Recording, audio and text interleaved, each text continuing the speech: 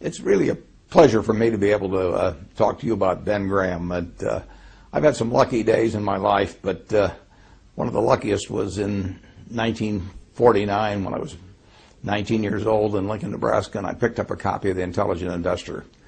It not only changed my investment philosophy, it really changed my whole life. I'd be a different person in a different place if I hadn't have first seen that book.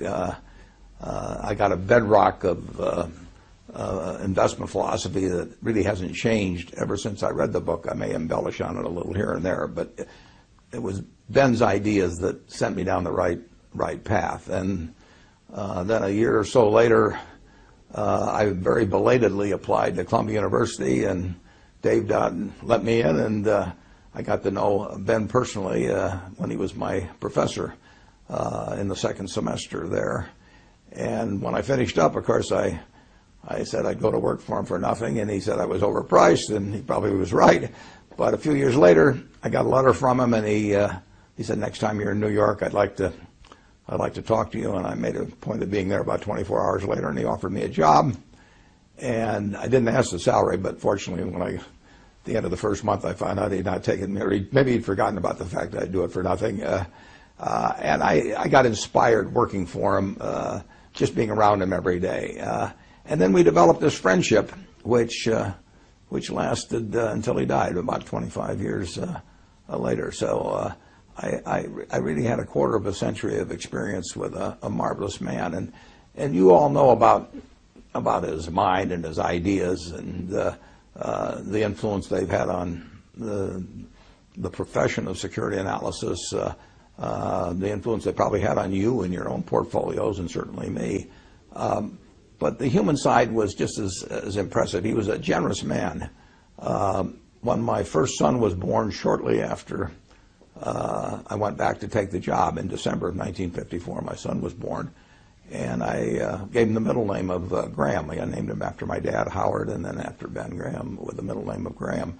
And Ben came over to our apartment in White Plains and gave me a camera and a movie projector. It was a lot different doing that sort of thing in those days. And so I could record what was happening with Howard Graham Buffett from virtually the moment he was born. A little later, I think my wife had said something to him about my lack of dancing ability or something, which was well justified.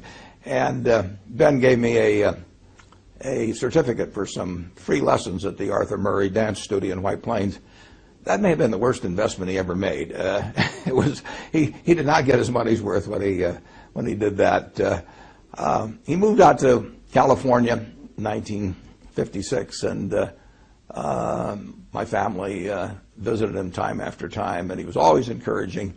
The one thing about it is that you never could balance the books with Ben. He would do things for me or for other members of the family, and you never could think of anything to do for him. So it's a real pleasure for me in a small way to be able to attempt to balance the books by just telling you and the rest of the world what a wonderful human being he was. And that's what really counts. I mean, he couldn't help but be smart. I mean, he was born wired in a way where he was going to be able to accomplish things intellectually that very, very few people could do.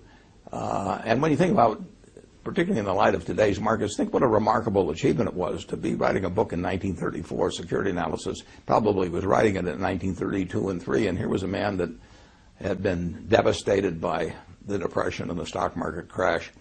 Many of you manage money. He was managing money for people, and they were disappointed with what had happened. But he could see far enough out in the future that he still turned out this marvelous book in a dispassionate, very rational way, and not overwhelmed by the events of the previous couple of years. But he wrote a book where 75 or so years later, we're still reading it to learn new things every day. So it was a marvelous intellectual achievement. But again, that he couldn't help that. He was born with that brain. He didn't have to be the wonderful human being he was. I mean, he could have behaved in an arrogant manner or had a tone of superiority because he had to know he was smarter than 99.99% of the people around him. But he wasn't that kind of a person at all. He treated all of us students came up to Columbia on a Thursday for 20 or 25 years just to help out a bunch of students that he might never see again, that weren't going to do anything for him. He was sharing knowledge that, in effect, was going to make them competitors. I bought some of the same stocks that Graham Newman was buying, his investment company, later on. I didn't buy them in very big quantities because they didn't have that kind of money. But he was creating competitors. It didn't bother him. He used current examples. We would sit there in class, and he would tell us about things that we never would have found on our own. But he was just a generous man in every way, and I was lucky to know him, and I hope you've gotten to know him a little bit through these comments. In this video, we'll explore Chapter 8 of Benjamin Graham's The Intelligent Investor, a chapter that Warren Buffett frequently emphasizes for its profound insights into handling market fluctuations. Graham introduces us to Mr. Market, an imaginary figure who represents the stock market's erratic and emotional behavior. He illustrates how Mr. Market's mood swings can offer both opportunities and risks. Instead of being swayed by daily market ups and downs, Graham advises investors to focus on the underlying value of their investments. By treating market fluctuations as chances to buy low or sell high, rather than reacting with fear or greed, investors can make more rational decisions. This chapter teaches the importance of maintaining a disciplined, long-term approach and not letting short-term volatility dictate your strategy. Understanding and applying these principles can help you avoid costly mistakes and capitalize on market opportunities. Dive into this video to learn how.